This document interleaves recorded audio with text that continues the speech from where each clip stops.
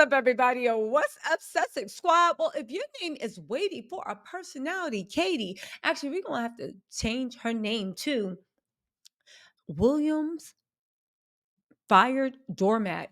Listen, Kate spent years being a doormat, okay? There was so much going on. But this last scene that happened at Remembrance Day, baby, when I tell you Kate was humiliated, and this is all the proof we need that she is donezo, she is gone, it is only a matter of time, baby. We got all the confirmation we need. Where do we start at? Okay. Now, a couple of weeks ago, there was an article saying Kate has no constitutional role in the royal family and never will. The no constitutional role, fine, I understand, but the never will, that was something they didn't have to put on there because Camilla got a role. When you're what do you call it? Ordained in the order, the flapping bird, or whatever they call those things, where they wear the funny Harry Potter robes, that means you have a constitutional role. That means that whether it is this or that, you must be there. Just like at one time, Harry was a chancellor of the state or whatever they call it. I don't care about these little made up roles. It's all smoke and mirrors. The point is, Charles gave Camilla a constitutional role. Harry had a constitutional role. The fact that William is saying that not only did Kate have no constitutional role, but she never will, baby, that was very, very telling. They never will. But that wasn't the humiliating part. I mean, it was, but Kate's used to that type of abject humiliation, okay? Then all of a sudden, William was doing all these things and he wouldn't let Kate be a part of it. Okay. The most striking thing and the thing that has everybody gagging, and as much as the royalists want to explain it, they can't explain it because don't forget, William said she has no constitutional role. Kate's role is to support William and raise those kids. Once those kids are in boarding school, that means your role's gone because William don't want you supporting him, Kate. But the interesting thing is, right? All of a sudden, stuff leaked in the royal rota that guess what? Kate really didn't have cancer. If y'all want more, go click on the video from yesterday. It's in the royal playlist. That Kate really didn't have cancer. She had pre-cancerous cells. Okay. Now, a lot of people are like, oh my God, Sussex Squad, you're always putting 20 on 10. But let me cook. I have more information, right? However, you're always putting 20 on 10. However, even the royal rota, noted how weird it is. And even the Daily Beast, that is Royal Central, said not only is Mills well respected within the British media, Mills was one of the reporters who traveled to South Africa last week with Prince William. She secured an exclusive interview with William, the hardest year of my life interview, okay? She's the one that said Kate only had precancerous cells and never had cancer. From a media management perspective, if Kensington Palace was pissed about Mills accidentally or on purpose revealing something about Kate's health, they could have kicked her off the royal rota for this trip, or they could have demanded she do a retraction. And William certainly wouldn't have given her an interview. Okay, now the funny thing is, why do I think that Kate from right? That it seems like it's a pro for Kate's non-cancer? Well, for instance, a lot of people have been saying that, and royal reporters have been saying that it's weird that they didn't ask for retraction. It's weird because it came from somebody firmly in William's camp. Now, hold on, we're waiting up to the big doozy. Now, let's talk about Andrew. Andrew got to stay in the Royal Lounge. They said he found money at the last minute. Where do you think he found that money? Now, some people say that it is a quid pro quo, right? A quid pro quo to keep her from spilling more information, right? Um, why do I think that? Because Andrew was set to write a tell-all. Andrew knew that Kate was lying about having cancer. Y'all, I don't want to argue with y'all in the comments. Precancerous cells are not cancer. They're not. They're not even dangerous. They are benign. They could turn into it, but nobody has chemo for precancerous cells. Kate's either lying about having precancerous cells, which could be a thing, or you're lying about the cancer. Judging by the way you've been so strong, you're lying about the cancer. But get this. The monarchy said the other day they stand staunchly behind Kate and support her in what? It's precancerous. However, you know who knows that Kate doesn't have cancer? Andrew. You know what who would know? Andrew. You know who is willing to write a tell-all and do everything from make Fergie start an OnlyFans with her feet down to anything?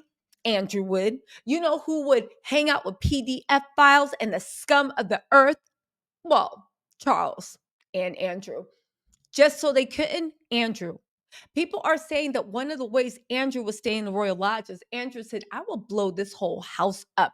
If you kick me out and you banish me from the royal family, I will tear it down worse than Harry because, baby, Harry only knows you as his father.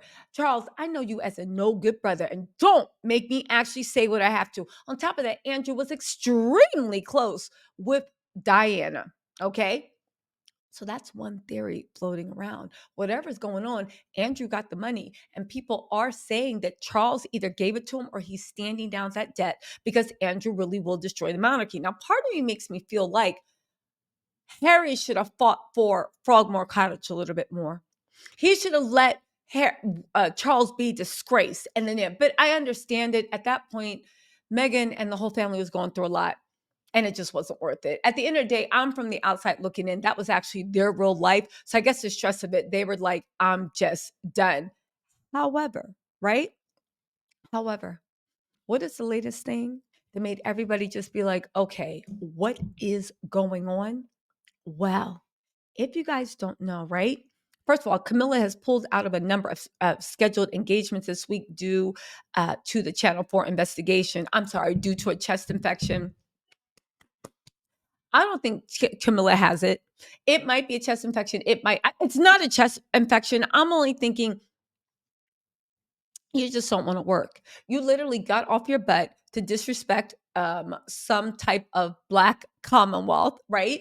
You got off your butt to disrespect some sort of Black Commonwealth or person of color Commonwealth at the very least. And now you're going back to hibernating. And this is an excuse you're going to keep giving every single time you have to go to work. Okay. Now, forget all that, right? Because Zanzi Sussex on Twitter made a good point. She said, it's interesting that with all his slumlord millions, William couldn't be bothered to throw a few dollars to his bankrupt in-laws to stop them from scamming hard-working people. Again, finding out that William actually is worth over $1 billion, it makes it even funnier that he let his in-laws go bankrupt. I would actually say William is worth more than $1 billion. The royal family is worth more than $1 billion. But let's get into what the real humiliation was. And if Sussex Squad, if y'all been on Twitter, y'all already know, but we are going to break this down. Woo! Listen, there was a Remembrance Day. Royal sources had said that Kate was not actually invited to Remembrance Day. William doesn't want Kate anywhere around. He wants to be free. He wants to do his own thing. He wants the nation to get used to him being a king. And even if they're not, he's still his father's son and he's going to do it, right? He did his duty, married a woman he didn't love, had 3 kids, out of this, that, and the third. There's an article that Charlotte started crying when she saw William with a beard, which lets me know, when's the last time Charlotte saw you? That she should be seeing that beard growing every single day saying, oh, daddy, your beard feels scratchy, instead of like being like it is a shock, right? Also, is William sick? Why would your daughter start crying? Well, on Remembrance Day, they always lay a wreath. And remember last year, Kate was sitting up there keying because Harry tried to lay a wreath and he was rejected and his name wasn't on there. Now, here's the thing. One thing about them tables, they're always going to turn because this Remembrance Day, Kate was not invited to the balcony. She showed up anyway, tried to act like she was so brave and strong for faking cancer. The royal reporter said it, not me. It was precancerous, right?